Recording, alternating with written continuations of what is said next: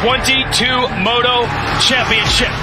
And he looked better than he did last year, and you can tell this is his class now. Well, this is a fantastic battle here. Great pass by Jet, gives his brother a little look over. Listen to the crowd. And that should be enough to clinch the championship.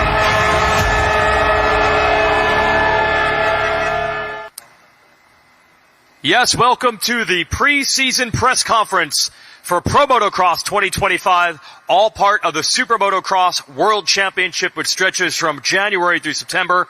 We are your host, the SMX Insiders. I'm Jason Wygant. That is Jason Thomas. We're excited for what could be the most anticipated season ever in 50-plus years of Pro Motocross.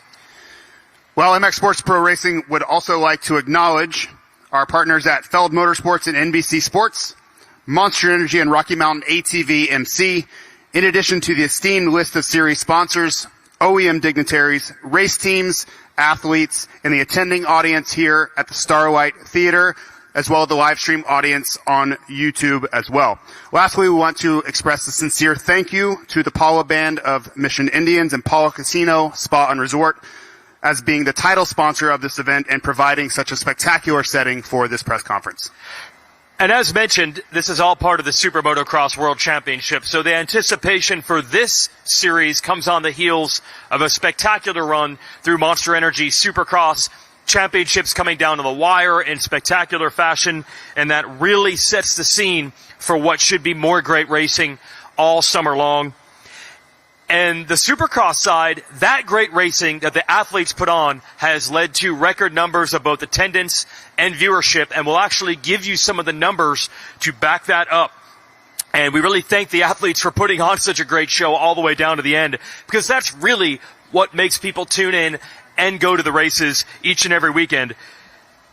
This Supercross season that just wrapped had the fourth highest attendance in the modern era. It's a little hard to compare different eras, but looking like for like, this is the fourth highest total Supercross attendance there has ever been. That is 828,796 fans across 17 rounds. And also, the Fan Fest drew almost 350,000 people as well. And that includes Anaheim 1, that was sold out. 68,000 people at Arlington, Texas. That was the largest race of the year. 62,000 in Indianapolis. 58,000 in Seattle. And Pittsburgh, new to the championship after decades away. That was really the star of that 4-race stretch to the Northeast. 58,000 people. So round of applause. Huge attendance in Supercross this year. Thanks. And then on the viewership side, over 1 billion minutes were streamed on Peacock. That's the first time ever Supercross has reached that. And 8 of the 10 highest streamed races on Peacock ever were from this season. And 80% of the races, that's 14 out of 17, had a larger viewing audience this year than last year. So that's 14 out of 17 rounds had a viewership growth this season. And then on the international side, the International Super Motocross Video Pass, which you can subscribe at supermotocross.tv if you're outside the United States. In its third year, now available in 3 languages, English, Spanish, and now French. Subscriptions were up 43% compared to last year, 70% higher than the International Pass in 2023. And the Spanish broadcast in its second year, 34% growth. So huge growth here and internationally. Thanks to the round of applause there. So we prepare to take it outside now. We'll give you the Pro Motocross calendar. And the thing we love about Pro Motocross is that so much is what everyone has grown up with. This is the traditional part of the calendar, the tracks, the dates, the events, the feel like it has always been. So 10 different states will be visited along the way. Most of the schedule is, as always, there's a slight change at the end. It starts, of course, here at Fox Raceway in California, Hangtown in Northern California next, Thunder Valley in Colorado, High Point in Pennsylvania, Redbud on the Michigan and Indiana state line, Southwick in Massachusetts, Spring Creek in Minnesota, Washougal in Washington, and then a little change at the end, the Ironman National outside of Indianapolis. It's 2 rounds from the end. Then Unadilla in upstate New York, and the series finale takes place at Budds Creek in Maryland.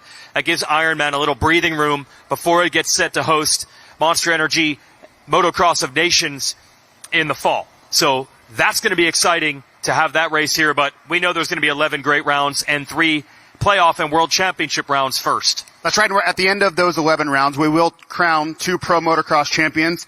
Of course, with the 450 class, they will receive the Edison Dye Cup, and the 250 class, the Gary Jones Cup. But we're immediately, just like you said, Jason, we're immediately going to go into those playoff rounds for the 3rd year in a row. We will start off in Concord, North Carolina. This year we will go to St. Louis, which is going to be a very interesting round. I think the ideas for that round, having some inside, going into the convention center, is going to add some nuance to it. And then we will go to the SMX World Championship final at the Strip at Las Vegas Motor Speedway. Those playoffs and that finale have really, I think, taken the sport to a new level. It's going to be really fun to celebrate its 3rd year. And what's fun about it, JT, is, look, motorsports is kind of unique. A lot of sports, their big event is the finale. We all know that the feeling at Anaheim 1, the first round of Supercross, or the feeling here, the first round of motocross, or when those playoffs begin, it's really hard to rival that, and maybe more so in pro motocross this year than ever. We really don't know what is going to happen starting tomorrow afternoon. Yeah, well, I like to value our opinion. We are the SMX insiders, of course, but I cannot remember a time, and I would challenge anyone here or at home to tell me a time, especially in the 450 class, when we have so much uncertainty at the top. And as we get into getting able to speak to these riders, I don't think that they truly know where they stack up. So many are coming from injury. We have the defending champion, Chase Sexton, with a lot of momentum. But these other riders, they all fancy themselves to be the champion moving forward. But could they really tell you, Jason, where they're at, where their fitness is, where the motorcycle is? Are they going to be where they were, let's say, in 2024? That's what makes, I think, this opening round so special, is the uncertainty and the unpredictability that we're going to see on Saturday.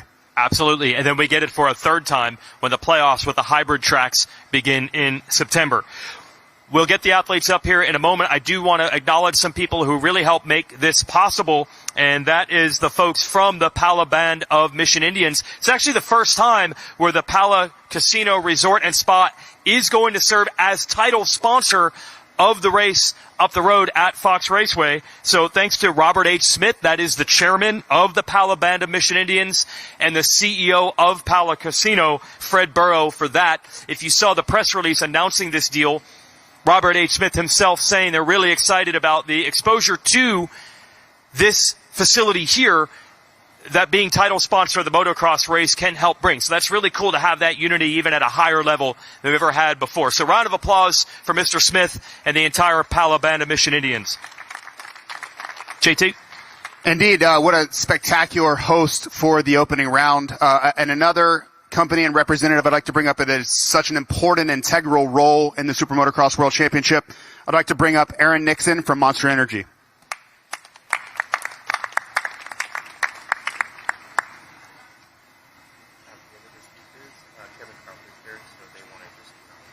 Thank you, JT. Monster Energy are thrilled to be kicking off another season of pro motocross. Thankfully, we're welcoming back some of the fastest riders on the planet, and it looks to be a historic season for the books. Huge thank you to the partners, MX Sports and Feld Entertainment, and all the competitors and teams tomorrow. Good luck, and let's go racing. Thank you very much. Thank you, Aaron. Let's hear from another one of our partners. Let's hear from Chase Cook with Rocky Mountain ATV MC.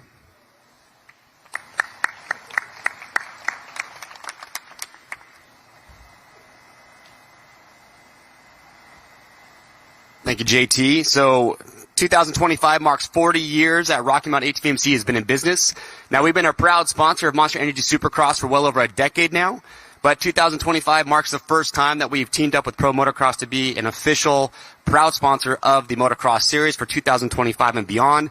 What's also very exciting is that this now makes Rocky Mountain a sponsor for all 31 rounds of the Super Motocross World Championship. We're very excited for that. Continuing for the Pro Motocross season, we will be the official fantasy sponsor of Pro Motocross. It's a free fantasy game to play where we do weekly prizes, grand prizes at the end of the year, as well as fantasy cash that players can win and spend on Rocky Mountain's website. Now, we all realize that a lot of the riders here that you're going to see today will probably tell you that they're currently living or have reached their dreams when it comes to racing the dirt bike. But we also understand there's a lot of riders this weekend that are still chasing that dream. And so what we're continuing is the privateer payout that we did during Supercross, which means that every single week a sponsored featured 450 rider will be selected, and they will be given $2,000 from Rocky Mountain HVMC and be able to showcase who they are, where they're from, and give a little bit of their background story. We're incredibly proud and grateful for this opportunity to be a proud sponsor of the 2025 Pro Motocross Series, shaping up to be one of the best we've ever seen. We're happy to be a part of it. Thank you. Thanks, Chase. Yeah, great to have Rocky Mountain ATVMC on board. And really what you see when we get to host these press conferences a couple times a year is the coming together of all the industry partners, the sponsors. It's great to have the Palo Casino on board as a title sponsor and hosting. And of course, what Super Motocross represents, which is Feld Motorsports and MX Sports Pro Racing working together, and the AMA. And that is what has allowed this sport to really elevate. When we mention those viewership numbers and those attendance numbers, I want to give a shout out to AMA Pro Racing. Kevin Crowther is here. Round of applause for the AMA and everything they do behind the scenes. Thanks, Kevin. Thanks, everybody, for keeping this train on the tracks. And then when we talk Super Motocross specifically, we can talk about how the format works, where we will have champions in Monster Energy Supercross and Pro Motocross, and then those point standings create seedings for the playoffs that will begin in September. So if you take your attention to the big screen here, we'll actually show you where the standings are right now. In the 250 class, this is again combining just right now East and West divisions of Monster Energy Supercross. Hayden Deegan has scored the most points total. But all the Pro Motocross standings from 22 motos are eventually going to factor in here. So that's going to change things in a hurry. There are a lot of factory riders who aren't even in the top 20 right now because they were out with injury. Expect huge changes for seeding as the playoffs loom for the 250s, and then we'll switch to the 450 graphic here and show you those standings. And that's going to change a ton because, as JT mentioned, a lot of riders missed time in Supercross. So the 450 standings, Cooper Webb, new champion of Monster Energy Supercross. We'll talk to him in a moment. He's on top for the moment. But look at the back half of the top 10. You're talking huge names like Eli Tomac, currently ranked 16th. Jet Lawrence, currently ranked 18th. I believe Hunter Lawrence is on the outside looking in to just get into the playoffs. Now that will change once they log motos, but it shows a championship within a championship. There's just that much more for the fans to watch. So that's an exciting element that these 22 motos will lead us to. Those are the SMX standings. Just want to acknowledge the broadcast package for a moment here. A couple other cool accolades that just came in for the Super Motocross television package for the SMX League. And that is the Telly Awards. 2 awards actually just in. JT and I, we get more trophies on our shelf to brag about to our friends who don't want to acknowledge our greatness. There's a silver award for general television sports category. That was for the SMX World Championship season preview show, which actually aired over the holidays in December on NBC.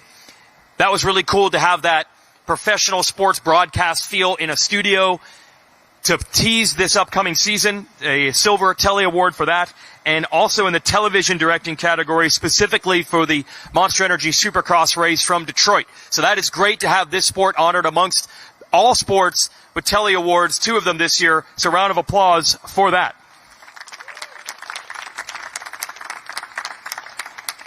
Real quick, as for the broadcast team here this summer for Pro Motocross, myself, I'll be in the booth with the great James Stewart for all 11 rounds. JT will be on the ground reporting. We'll also be joined by several others helping with the podium work. We want to welcome Haley Shanley of Race Day Live and Monster Energy Supercross to the broadcast team. And then throughout the summer, we'll be joined by Katie Osborne and, of course, Will Christian as well.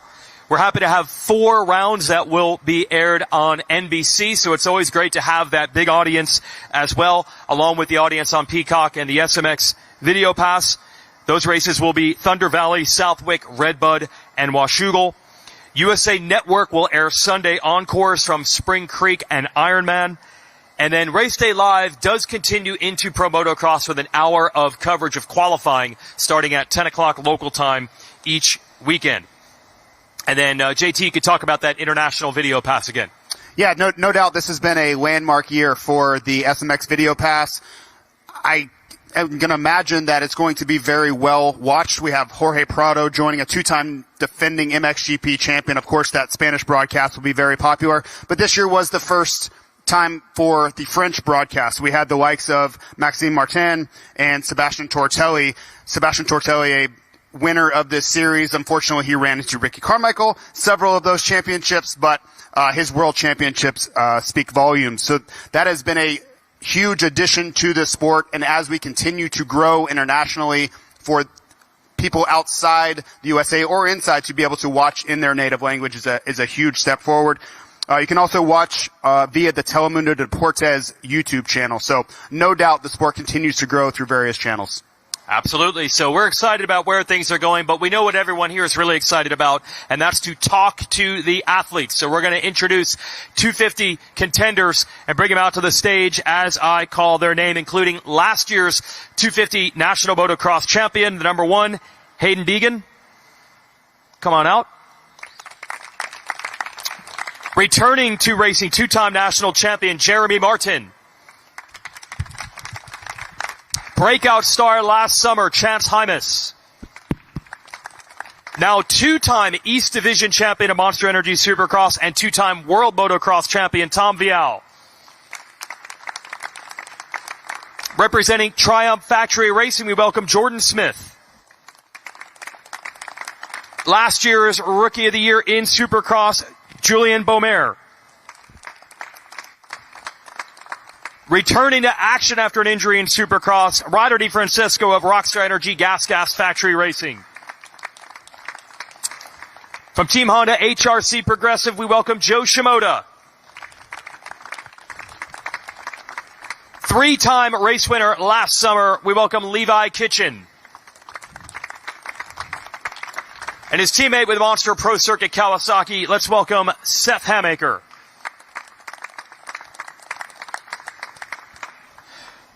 That's our panel. JT's going to be out with the microphone to take audience questions, but I'll handle one up here. This is what I'm most curious. I'm going to go to Jeremy Martin right here in the middle. Where did this come from? Where did this idea come from? A month ago, we didn't even know you would race. It came in Pittsburgh. You know, I was there chauffeuring around my VIPs, doing the host gig there, and Bobby approached me and he said, "What are you doing, J-Mart?" And I was just like, "Hey, I just, bought a KX450 and I'm just going to do the Millville National, and then that'll be kind of my farewell." And he just said, "Come ride the bike." And came and rode the bike and had a great day. I jumped in with Thrasher. I did a warm-up and 2 30-minute motos, and then was training for a marathon. So I ran afterwards, and then next thing you know, they said, "Come on back next week." And next thing you know, here we are. Is the marathon on hold for the summer now? Yeah, it was last weekend. Alex and I were going to go head to head on that. And then I was like, you know what, if I bury myself trying to, do a 2:45 marathon, I don't think I'm going to be on good form for this weekend. So, that'll have to wait. Okay. We'll open it up to the media. Great to have you back. Kellen Brower with Swap Moto Live. I'll go to Hayden on this one. For you talked in Supercross about how important it was to hit the podium each week en route to a championship. Now that you've won this championship before, what kind of goal do you set for yourself coming into this?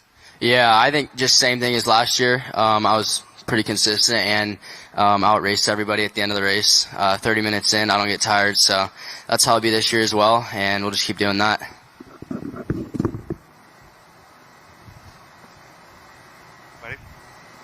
I have one. Chance Hymas, you've talked a lot this Monster Energy Supercross season about the focus has been on this summer. Can you tell us kind of when you made the transition, you're focused during the week, you're practicing during the week to try to prepare for this opening round here at Paula? Yeah, my transition for me was probably after Daytona, after Indy. Started around a lot of outdoors, and then my focus changed to outdoors. And before I even raced Supercross, our goal was to be healthy for outdoors and compete for this championship. So that's all I've really been doing between the weeks of Supercross. So the last 4 rounds, I was just riding outdoors and testing with the team. And we put some long days in, and we're ready to go. My trainer Michael Burns got me ready, and I've been working my butt off. Me, Jet, Hunter, the boys, been riding with Seth and Drew. I mean, we're ready to rip, and I'm ready to compete for this title. Levi, mate, had the Supercross series kind of come to an unfortunate end at Daytona, but you did have pretty incredible speed. I spoke to you after the race, and I said it looked like you found a bit of a new level on that day on that racetrack. You have the injury, you heal up, you get a head start on outdoors. Does that level that you found that night in Daytona, does that kind of sit with you, and do you feel like you've been able to carry that speed into outdoors? Yeah, I feel for sure that I'll be able to kind of click into that again, and I just want to, put in a good result tomorrow and kind of just get things going. And but either way, yeah, I'm just really excited to be back at the races and seeing all the boys up here healthy. It's going to be a fun summer. And what are we calling the hair? There's a bit of a new look going on. Do you have a name for it? Do we have a? I don't even know. It's just a last minute. I needed to do something because I don't know. A lot of kids did the cheetah last year. I'm just trying to inspire kids to do something cool. So I gave the Flames a shot. We're here for it. Hold on. I need you to turn your head so we can see it on camera. Turn your head. There we go. Wow. I don't even know. I will say, careful, Levi. Maybe take some advice from Aaron. Don't fry out your hair too bad, or you'll only have the mullet in the back. Oh, dude, I've already got bald spots. It's going to be gone pretty soon. This question's for Rebel KTM's Tom Vial. Tom, you're now a two-time MX2 World Champion, two-time East Divisional Supercross Champion. This is your, I believe, last chance here for a 250 Pro Motocross title. With your prior experience, most people would probably think this is the championship you would excel in. For you, what continues to make this evade you, and what do you think you can do differently this year, or what challenges you face, and hopefully maybe adding that to your mantle? Yeah, this is gonna be my last 250 outdoor season, so I'm really focused and really motivated. It's like you said, it's pretty much the only championships I miss in 250. So it's gonna be a goal to fight for it all summer. Last year we finished second, so I feel like a lot of mistakes last year. I've been fighting Aiden, but a little bit too far away in points of the championship. So this year the goal is to be a lot closer and be there. It's pretty quick championships. It's only 11 races, so you have to be there from the beginning until the end, and that's the goal this year.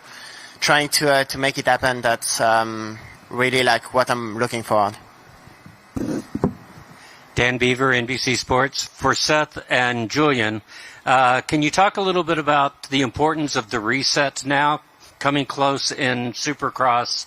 Now you get to start fresh, but it's also still the middle of the season and the seeding for the Super Motocross Championship. Yeah, it'll be good to start with a fresh season tomorrow with outdoors, and I have a lot, to prove outdoors still. Supercross is really good, came up short of the title, but just trying to use that, motivation, here when it comes to the long motos and it gets hot during the summer. So looking forward to it, and this is the most prepared I feel like I've came into an outdoor season. And I'm looking forward to just having another solid season like I did Supercross and keep carrying the momentum throughout the year. Obviously it's a new championship, so that starts tomorrow, and I reset, I'm ready, and I'm fired up, so we'll be good. I got one for Jordan Smith here. Last year you got in Pro Motocross. I think it was a while since you had stacked that many motos, and now you moved to a new team and you got a lot of teammates. I assume you guys ride together. So just talk about the progress that you've been able to make, what you learned last year, and what in the preseason you've probably put together as well. Yeah, learned a lot last year. Felt like got better and better throughout the season, and really it had been so long since I raced outdoors. I learned so much. So unfortunately, I haven't had the best prep coming into here with the injury in Dallas and then my crash in Salt Lake. Luckily I got a lot of good time on the bike before and found a pretty good setting and feel comfortable with what we got coming in here. So we're gonna just kind of see where we stack up tomorrow and try to get some good starts. I mean, with this many fast guys, it's so important to get a good start. So, we'll see where we are and try to take the stuff that I learned last year into this year and start a little bit closer up front. Cool. Levi, we saw you initially sit down next to Hayden there, and then you got up and moved. Why'd you move? Didn't have a mic over there. That wasn't as fun of an answer as we were hoping for. Hayden, you've won all the championships the 250 class has to offer now.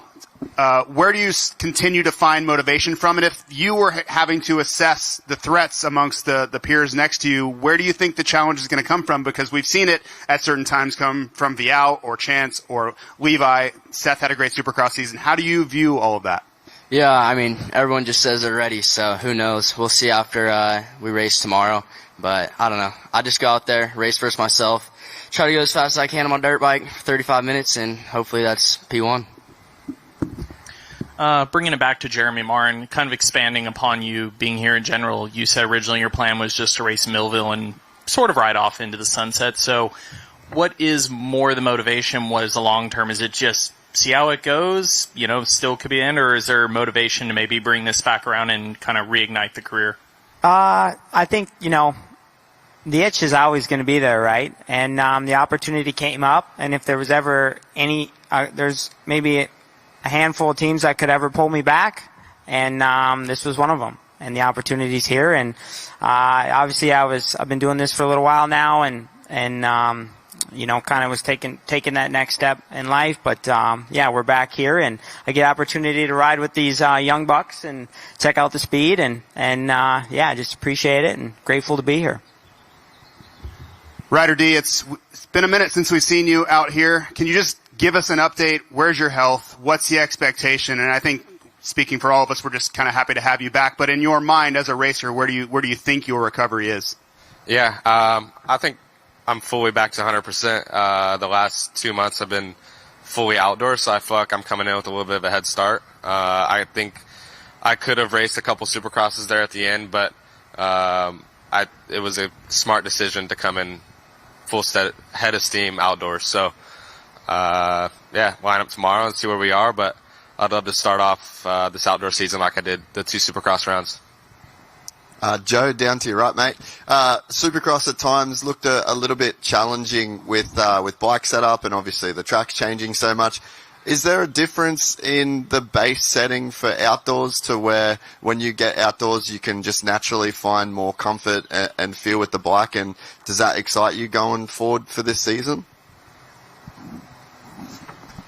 No, it's like, I don't know, mostly, I have to deal with the finger injury, so that's a lot to do with me, and now I'm back to 100%. I can hang on for 30 minutes, so it's really exciting for me to start everything new, so yeah, ready. A question for Seth. Covered this a little bit, but this truly was a breakout season. But we all saw how the final went. Wasn't exactly how you wanted that to go. So when you have time off, you reflect on how successful this series was, but it wasn't the end goal you wanted. Is there any hangover there? Which way does that go emotionally? Does it drive you further, or is it this lingering effect going into round one? When you self-assess, where are you with that? The Supercross was really good, minus, falling short of the championship at that last round. There's a lot to be proud of, and, learned a lot throughout the whole season. And, it hurts for sure. You feel it, Saturday night, Sunday, but, at the end of the day, you gotta look past that once the new week starts, and we have a new, series that's, is gonna start tomorrow, and, that's kind of where our focus shifted, and thankfully I have a lot of great people around me, and just the crew that I have that helps me look past that and takes the positives, but don't let it keep in your mind for too long, because we got bigger and better things to worry about. And yeah, here we are. So grateful to have another go at it at a fresh season tomorrow. So I wanted to follow Levi with the hair. I think you've mentioned this in the past, but there's so much pressure in this sport, expectation, especially for the riders that are thinking championship. Is the hair thing a way to kind of take your mind off of that, to where you're thinking, oh, this is fun, let's talk about that instead of talking about the serious stuff? I don't really know why I do the hair, to be honest. I just did it last year for fun, and then I just didn't want to let, the kids down, and I had to do something this year. So, but I guess you could say that. I'm not a very serious person. I'm trying to be a little more serious, but yeah, we'll see. All right, this is for the whole panel. I'd like to hear from every one of you what track you're looking forward to the most this season. Fox Raceway. Millville National, baby. Redbud for sure. Lot B. High Point. Redbud. Southwick for me. Fox or Redbud. I like Colorado. Yeah, I like High Point. I'd say Redbird, I think. It's a pretty good variety there. That was actually pretty cool. Good question. Hey, Seth, I was going to ask, you mentioned you have stuff to prove in motocross. Do you feel like Supercross has come easier to you, or do you think you could be on the same level that we saw in the wintertime? I feel like I can be on the same level with Supercross and outdoors. I feel like outdoors I've never came into a season fully ready or healthy, so this is the most prepared I've been for an outdoor season. I'm looking forward to proving that I can be the best, just as good as I am at outdoors as I am Supercross. So, and I want to be, versatile at both. So, we'll see how the season goes, but looking forward to just building every weekend and seeing where we end up. Okay. I have one, speaking of this place, Fox Raceway, I'll go to you on this, Juju. A lot of the riders, as we say, ride here all the time, but can you actually compare what the race day is like compared to that? Does it really matter that much? No, it doesn't matter. It's a completely different track. Rip deep, ruts. It's got that same feel to it, but it's going to break down a lot different. So you never really know, until race day, what you're going to get? Yeah, 100%. I feel like every year it's a little bit different, way they prep the track. I felt like last year it wasn't as rough or ruddy as it was the year before on film. So, just things like that. Yep. A question for Tom. This series is so much different than the setup for MXGP. Much less time to learn the racetracks before you go racing, but now you enter the third time around for many of these tracks. Do you feel that gives you a little bit of a head start? Like on Saturday morning, it's not going to be so much of a guessing game as far as what you're going to see that afternoon? Yeah, this is a lot different than what we're used to in Europe. Like, we go for 17 races championships. Here it's only 11, so it goes a lot quicker. And I feel like the first 3-4 races, you need to be right there to fight for the championships. So, I think this is my third season, so I know the track. I know it goes so quick in the morning. Like, you need to be ready for the first few laps to get a good time, and then get ready for the moto. I know pretty much how the track should be and develop, like the ruts and the bumps. So, I feel a lot more ready than I was, especially the first year, and I feel like a little bit better than last year. So, a little bit more confident. I feel like every year, knowing how the day is gonna be, and that's pretty good. Tom, I'll just keep it with you if that's all right. With all that being said, we have a two-time world champion joining us this year in the 450 class, making his debut this weekend. Can you speak to maybe the challenges that Jorge is going to face? And you've obviously spent a lot of time around him. You've made the transition yourself. What are your expectations for Prado this season, and what's going to be some of his biggest challenges? And do you think that he's got what it takes to overcome those?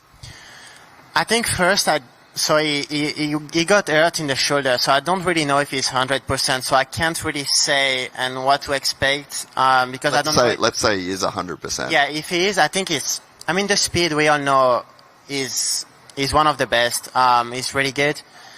The only thing is the track and getting used in the morning. Like I said, the morning goes super quick in the practice. It's only 15 minutes, but you only get 2 or 3 laps, maybe a good lap time. So it goes quick. And, I feel like I was myself struggling a lot the first year to get used to the track.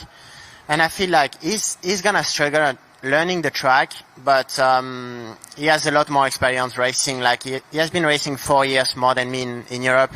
So I feel like racing more outdoor can help him a lot. But we will see. He has been tough for me, so we will see. I hope he do good. Honestly, I hope he do good. So like I said, it's so hard to say and to put a result. There's a lot of good guys in the 450, so I think it'll be good, to be honest. and I'll just ask the whole panel to do just a little bit of bench racing on this 450 class, maybe some title predictions or parlor predictions for you guys, because this is one of maybe the craziest seasons that we've ever had in the 450 class in terms of the riders that are going to be racing, guys coming back from injuries, guys that are at the prime of their career, world champions coming over. Maybe some thoughts from each of you guys on this 450 class this year. I think it is nice that all the best guys may be racing here in the US. There's a lot of good guys in the 450. Like I just said, it's the first race of the year, so we haven't seen anyone riding yet. So it's hard to say who is going to be ready and win the title. I feel like I've been riding the last 2 weeks with Chase, and he's riding really good.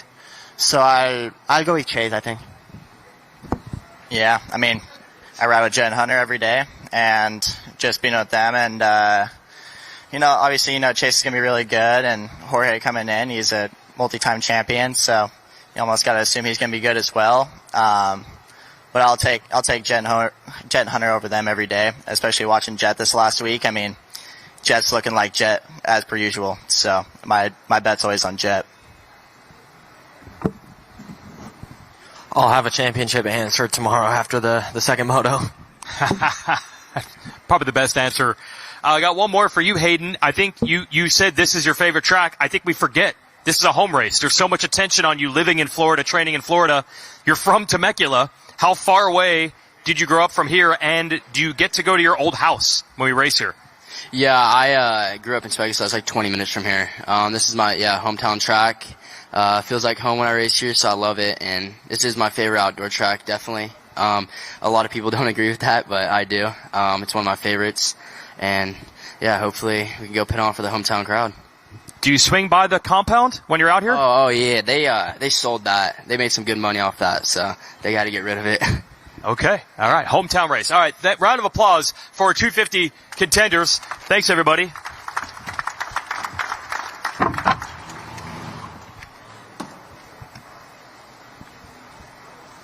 And now we'll introduce the 450 racers, and a great point, as even Jace made there. Everyone knows how anticipated this championship is. Let's introduce them, starting with the 2024 Pro Motocross 450 champion, Chase Sexton.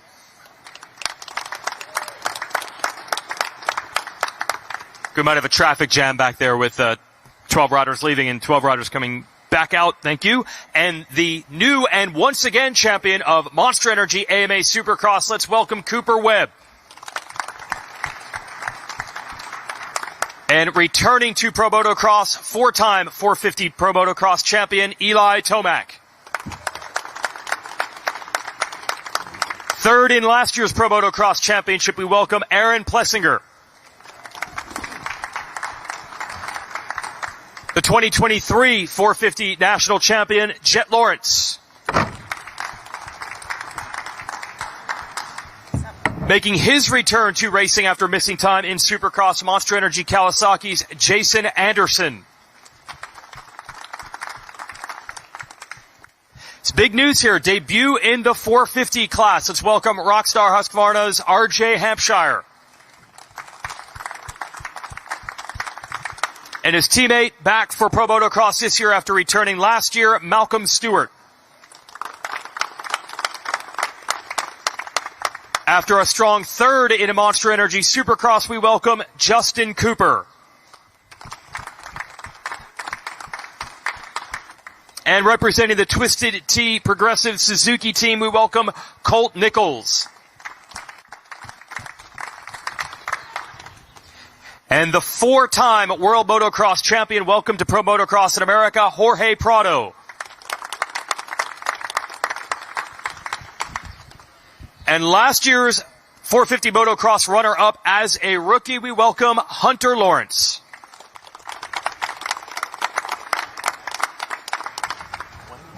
Okay, I'll ask the first one. I could ask the same question for about half of our panel. I'll just pick Eli Tomac first. Coming back from an injury, how's the prep? Well, I think it's good, but we'll find out tomorrow, that's for sure. It's good enough. I was almost considering Supercross, but I was like, well, it's just better to stick to motocross. So it's been good. Yeah, I'm ready. it's interesting. You riders are usually in such a rush with that tiny break between Supercross and Motocross. Is there a chance you actually have a little more prep than you normally would if you had just raced 2 weeks ago? Yeah. I mean, of course, with there only being a weekend off between Supercross, it's always a crunch. But for just pure Motocross, I've never had this much time, so no excuses. All right. Questions? Yeah, Jet, I'm just going to go to you, mate. It's been a bit of a tumultuous couple of years, some untimely injuries, and then you've kind of been getting dragged through some legal issues with your former agent. Some stuff came out this week. Do you have any kind of maybe formal statement around the current situation that you're unfortunately dealing with? Yeah, first of all, I just want to say I'm deeply sorry for any hurt that I've caused, and yeah, it's been a tough year, but I take full accountability for my inappropriate language, and I've used inappropriate language in casual conversations with friends, and that's just not acceptable. I can't hide really behind the immaturity anymore. I need to work on becoming a better person, and I just really hope everyone can kind of accept my apology. And yeah, as most of you know, I'm going through a legal matter right now, and I'm going to leave that up to the lawyers to deal with. But I just want to take this time to apologize just as sport for the distraction we've caused. We're approaching likely the greatest motocross season in recent memory, and I just am super excited to be on the bike, to be able to race, and just more excited that I get to line up tomorrow. I just got to give credit to Dr. Kramer, Dr. G, Johnny O and Berner for getting me back in time to race. So just thank you to them, and sorry to everyone. We might keep there on this season, and maybe just a bit of bench racing for yourself. You're sitting up there with an incredibly stacked field of superstars in this sport. Maybe just some thoughts on how this season could potentially go.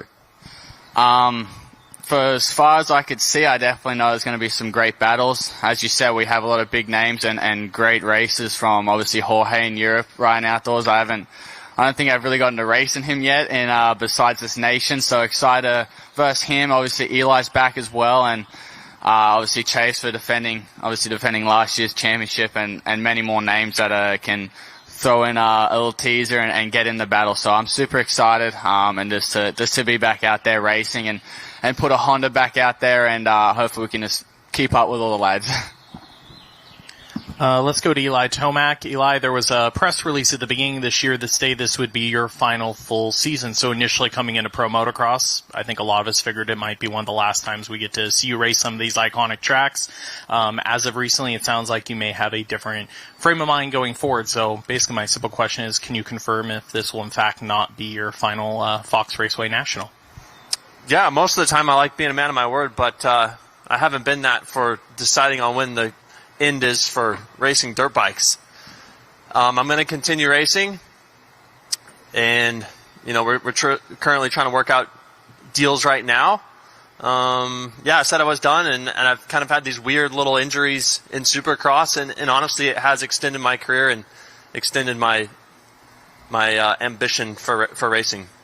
Outside of the injuries, can you comment on, I guess, for anybody that gets to your point in your career, why it gets that little bit harder to walk away each year? Well, I've stayed competitive. Like I've been able to come back and be competitive, and that's like kind of what I've told myself. If I'm competitive, getting on podiums, potentially winning races, like I haven't fulfilled my want to stop. I just enjoy it too much, so that's why I'm still going. And then kind of speaking again on clearing up things, this one goes to Cooper Webb. It seems like coming into pro motocross, a lot of people, there's chatter about, if Coop's healthy, if Coop wants to do the full outdoor season, but I've heard otherwise from people in your camp, so same opportunity to clear it up. Like, what's your ambitions this summer? What's your plan?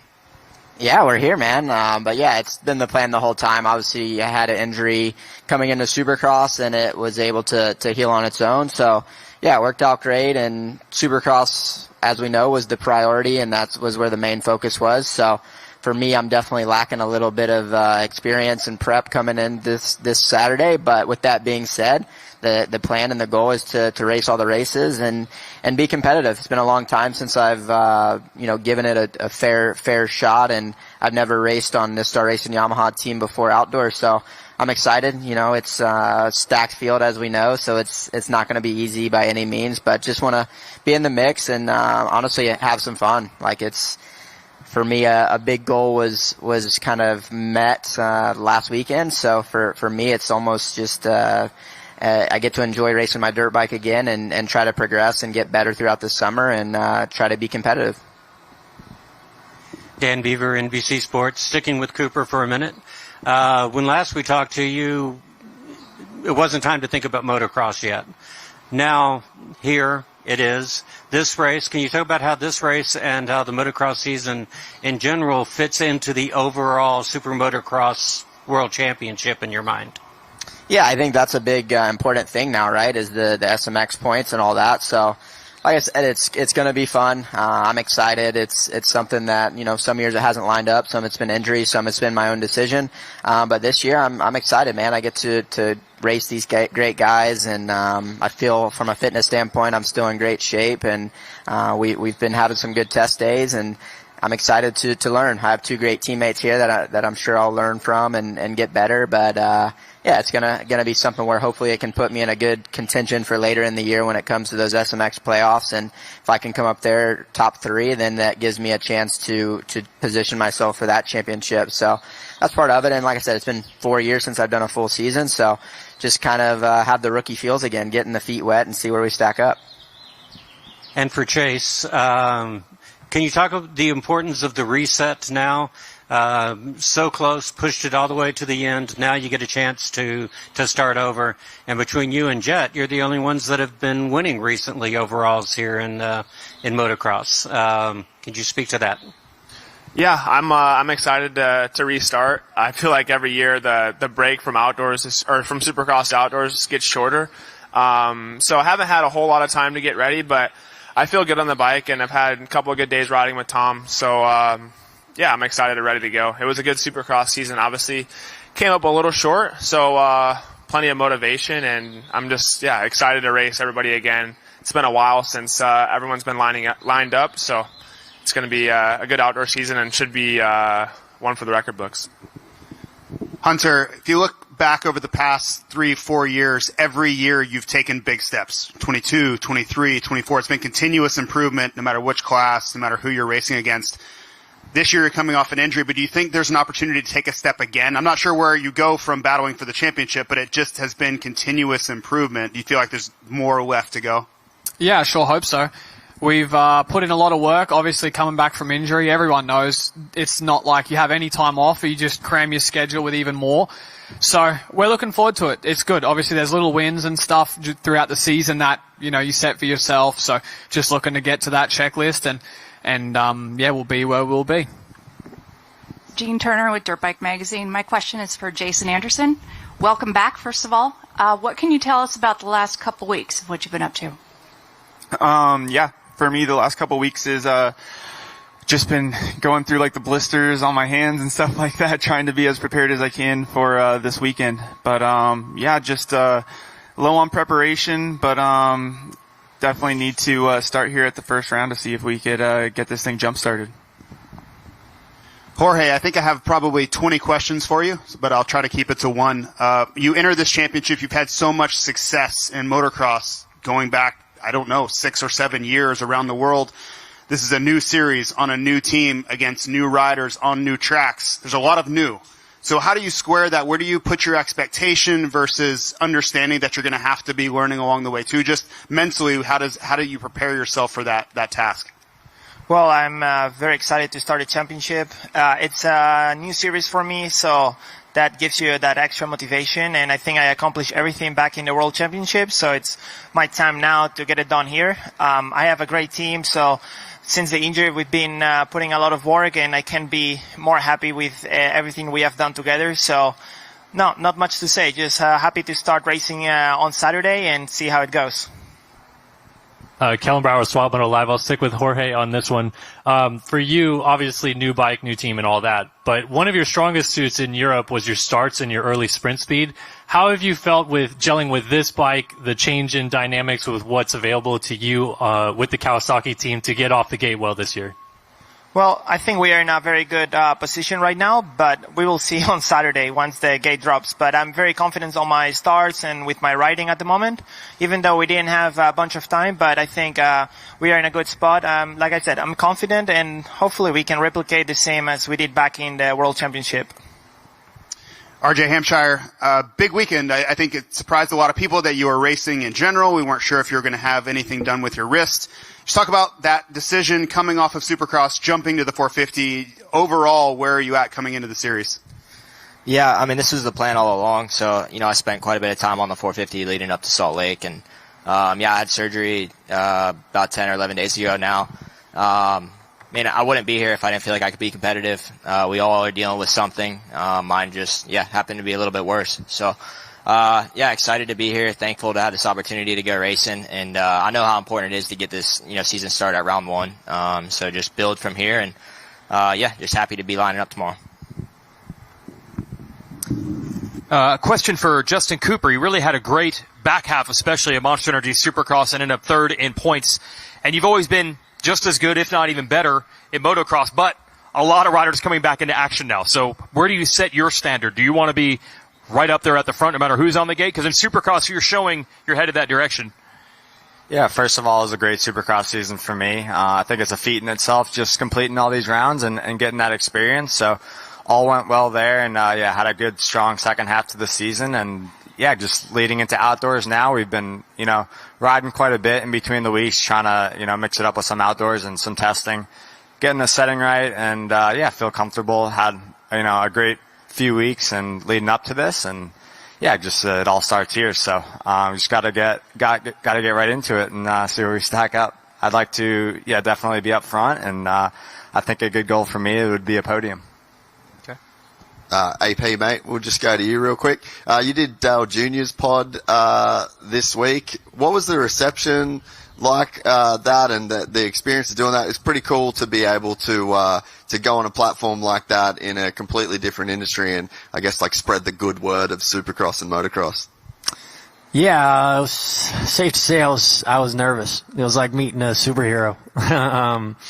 And when I watch it back, it still doesn't feel real. It feels like I'm just plastered on there, like AI status. But no, it was super cool. It was super good to talk to that guy and to meet him, and he's such a good dude, easy to talk to, and he gets racing. So it was really, really easy to talk to that guy. And, man, the responses that I've heard on that podcast from past fans to people that are like, I didn't even know about motocross or supercross. Now I'm gonna have to watch it. So, that was really, really cool to see and continue seeing. And, so, maybe I broke the barrier and he can hit up some of these guys and have them on, because I'm pretty sure some of these guys' stories are, as cool, or if not cooler than mine. So hopefully, that leads to some cool things. And a bit of a follow-up, a kind of piggyback in a way with you, Colt. You went on the Pat McAfee show during the Supercross season. So, I mean, do you guys feel like there is a bit of a wave of momentum in, getting out into these different platforms and this more mainstream, these mainstream places, and you guys feel there's a bit of momentum building for the sport in that direction? And is it cool to be a part of that process? You've all been in the sport a long time now. Yeah, I mean, I really hope so. That was a hell of an opportunity for me, to get to go on there and just being the guy to go on a talk show like that's more stick and ball sports and kind of explain what motocross is and super motocross and our world that we live in, and to try to make it sound as cool as it possibly is, because to all of us here, this is the coolest thing in the world. That's why we all got involved in it, and that's why we want to keep trying to push the envelope. And for me, it was kind of cool because I'm not, one of these guys that were winning races this year. So for me to be in that stage and to go talk about it and still try to hopefully make it sound cool was a good opportunity. And, hopefully I made the sport sound as cool as I possibly could. So, it was a really, really good time. It was fun. I was nervous as hell, but it went really well for what I thought it was. And, Yeah, I mean, I feel like we're in a good spot. You know, I remember Travis Pastrana and McGrath, all these guys being on Jay Leno back in the day and stuff like that. And to see where it's at now, this is kind of the wave of what's going on as podcasts and getting onto these shows with these bigger name people. So, like I said, just a really cool deal. I was pumped to be a part of it, blessed to share the stage with these guys and to go race on Saturday. It's been pretty cool. So, yeah, good opportunity for me. I was glad I got to do it. Moving to Malcolm Stewart, this question also goes for Jason Anderson, though. The two of you, along with Tomac, are in the early 30s club, and as the sport continues to move where we see you guys staying in longer, having longer staying power, even the staying power we've seen in the past involved more Supercross-only deal. I know both of you are looking at new contracts going forward and extending your careers further, so I'd like to hear you both comment on not only what keeps you coming back at this point. Are you surprised that you are still racing at this age? And also what keeps you on a full schedule doing even pro motocross, SMX, the whole thing?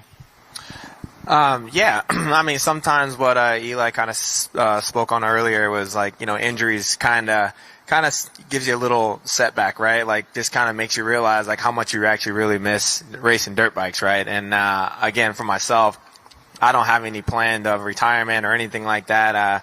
If anything, I just came off one of my best seasons of Supercross, getting my very first win. So if anything, I'm all motivated, and obviously it's hard to continue to stay healthy, and we already know that injuries come and go. But you know, when it is the downtime, it just makes you feel like all you want to do is race, right? You just want to keep going out there and racing with the guys, and it keeps you competitive, right? And I like racing with the group we are. You know, it's obviously a really massive blessing that, you know, me, Eli, and Jason have. You know, we've been racing each other since kids. Like, that's a massive win in its own. So, I encourage everybody to try to keep it going as long as they can and, to make more memories. Yeah, you know, obviously what Malcolm said, it's crazy how long, we've all been racing each other. And, to be honest, it feels like we don't do anything else. You know, I feel like all we do, is race and it's what we enjoy to do. And, luckily we've had injuries, but we've been able to be healthy for the most part. But yeah, we just enjoy it. I think that's the baseline of it. And luckily, we can still do good enough to keep a job and keep battling for all you guys. Jet, let's go back in the time machine to September of last year. And I think many of us on the broadcast team were thinking about your injury, and seemed really early. You hadn't ridden a lot. We didn't really know what to expect. So all of us were very patient in what our expectations were for you at the first playoff round. And then you came out and exceeded all of those. So selfishly, so I don't look foolish again when I make predictions going into tomorrow, can you compare where that was coming off an injury, how you felt then versus how you feel now? Because all I'm trying to do is figure out where you're going to finish tomorrow via your answer.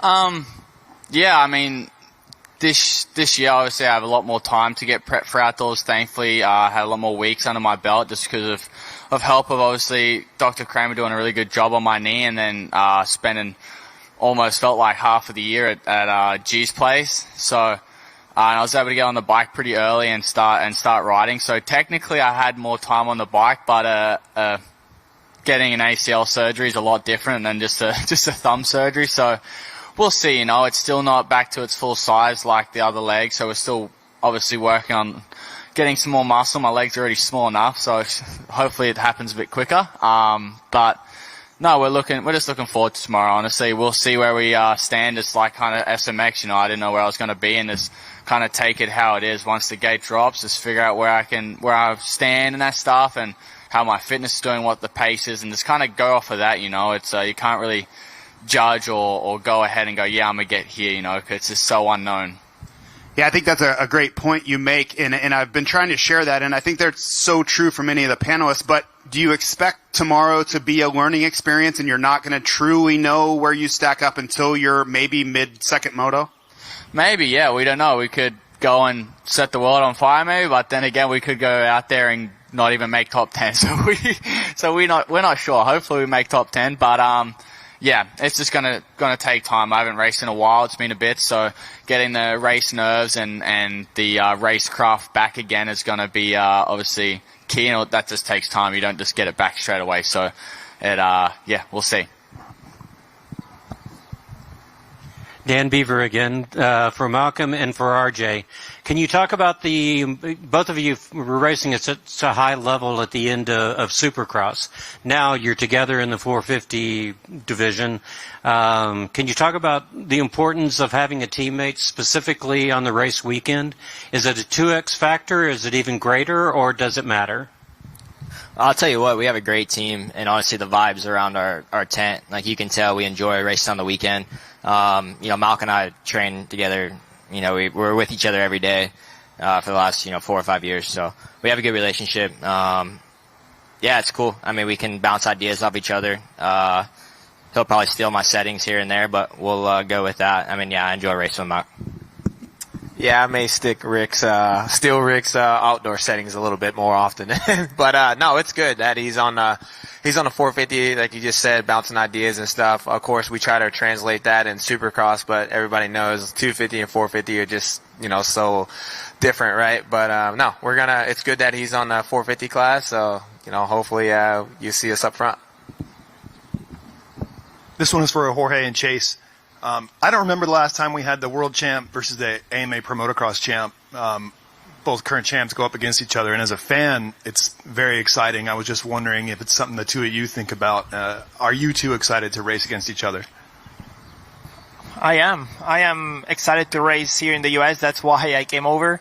I'm excited to race with all these guys. Jed, Chase, Eli, like all these guys have been also pro motocross champions in the past years. So, I think it's very cool. I can't even remember last time an MXGP champion came over and raced here. So it's going to be very interesting for everyone and even for myself. So I'm, very happy to be here and to start the season on Saturday. For me, it's cool. I think, seeing Jorge come over here and take the chance is, it just shows a lot about him. So I think it'd be cool to have more guys come over and really see the best of the best race each other, because you have two series that are separate and you really never know who's better and who's worse. So I think it's cool that you have these guys starting to come over here, and vice versa. Like even us going over there a little bit would be cool. So I think having those two worlds collide a little bit more would be cool. And like I said, to see the best of the best race each other. That's it for the media. I got one question for you, Chase. A lot of the riders that you're going to be battling here are coming back from injury. You were healthy all throughout Supercross. You have the #1 plate, and every track is different, and everyone says the first round you can not win it, but you could lose it. Is there any more sense of urgency to keep your momentum going with the #1 plate while other riders are coming back, or is it just take a long season and don't stress round 1 too much? I won Anaheim 1 and didn't win the championship, so I don't think it really matters as long as you don't ruin it on the first round. Like I said, I'm confident, so I'm not really worried about the momentum thing. I just got to go out there and do the best that I can, and we're still, everyone's testing throughout the season, so we'll see where we stack up tomorrow with the bike. But as of right now, I feel good, and like I said, I had some good days on outdoors, so I'm looking forward to the challenge. And it's just like I said, it's cool to see everybody back on the line, and that's what we strive for. So I'm excited. Okay. That's our 450 panel. Big round of applause. Thanks, gentlemen. Okay, not done with press day. The press conference is pretty much a wrap, but the riders will be at the track riding at 2 o'clock. They will be available for some one-on-one time within this next hour here. So within the next hour till about 1 o'clock, one-on-one time. And lunch is available at the AB bar. So you know where you can find me. And that's it for our press conference portion, but don't forget riding at the track 2 o'clock. And also WMX will be racing this afternoon, so check that out once we head over that direction. Thank you.